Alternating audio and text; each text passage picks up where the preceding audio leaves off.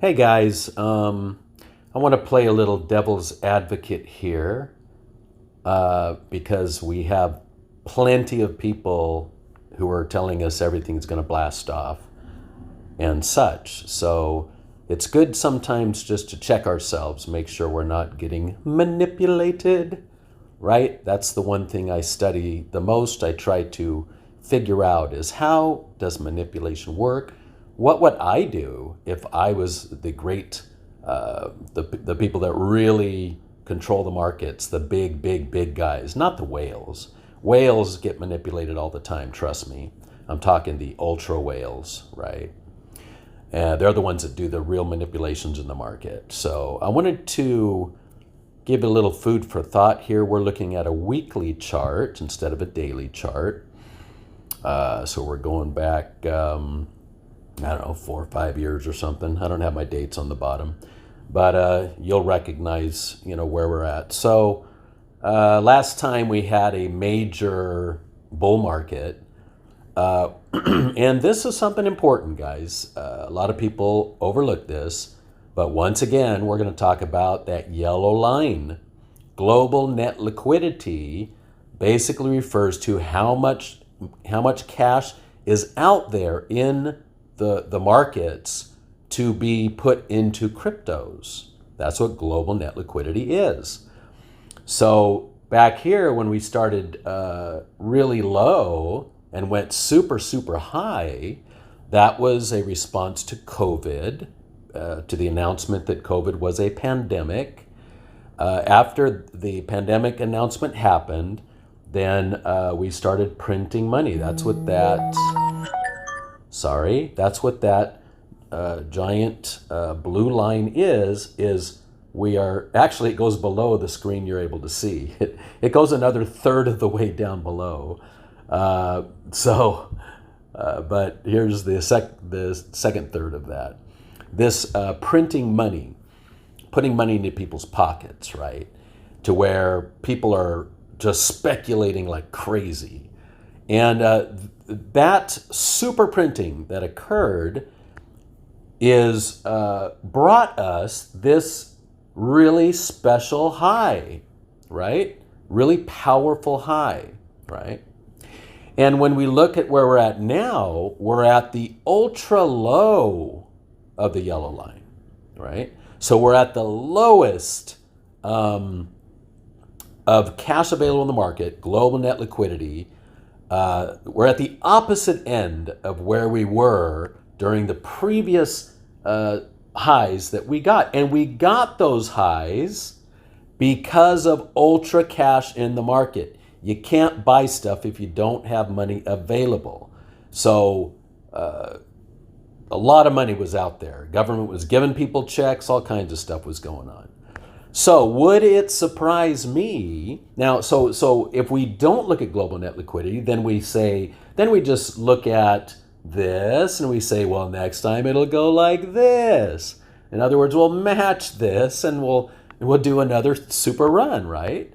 But when you put global net liquidity into the picture, then you say to yourself, wait a minute, will we really match this or will we only get eke above that a little bit? Well, hello, we're eked above that a little bit, aren't we? Right? And that would actually make some sense with global net liquidity. Now, let me ask you this question. If you're the super manipulators in the market, and if you want to steal the most money, because that is the job of the manipulators who run this market, is to steal the most money from the greatest amount of people. Let me ask you a question.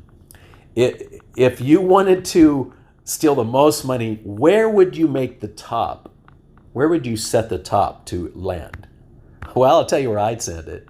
I'd set it just below 100,000. Just below 100,000. Why? Because 100,000 is the minimal that people are going to be wanting to exit. It's the minimal. So if we can take it up to just before 100,000, which by the way is where we got within, I don't know, under $50, I think, in the last few days, under 100,000, right? And today's what, November 25th, I think it is. I'm just saying, would it be surprising based on understanding and seeing that global net liquidity is at the complete extreme opposite?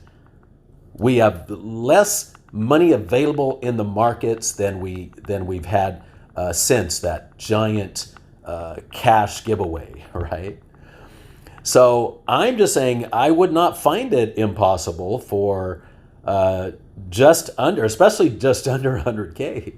Because even I have told people we're probably going to go up to between 100 and 115K. Even I've told people that, right? Nobody says we're going to go up to under 100K. Everybody says we're going to go up to between 100K and who knows what, 200K, whatever. But nobody says we're not going to go to 100K. So manipulators, if they were being the geniuses that they always are, hey, you got to hate them, but you got to love the genius, right? If we can figure out the genius and we can avoid them hurting us, right? So if it turns out that Bitcoin is going to go just below, basically where it is now, just below 100K, hey, I'm not saying that's going to be the top. I am playing devil's advocate, and I'm saying this is what would be so intelligent. If I was a great manipulator, this is what I would do. I would let it be the top about at the price we're at now and not let it hit 100K. And what's going to happen is for everybody that's thinking it's going to go above 100,000 up to 150, all that, what are they doing? Well, anyone that's not in right now, they have a buy placed at the next drop because they've missed, because it's been rising, rising, rising, rising. They are desperately wanting to get in, but they don't want to get in while it's going up, up, up, up, up. They want to wait for a drop. So how genius would it be if the next drop, kind of kept going down, right? But then again, even if we do, even if this is the top, it would not be impossible for us to go down and scare the crap out of people and make a double top and then go down again or something like that. That wouldn't be impossible, right?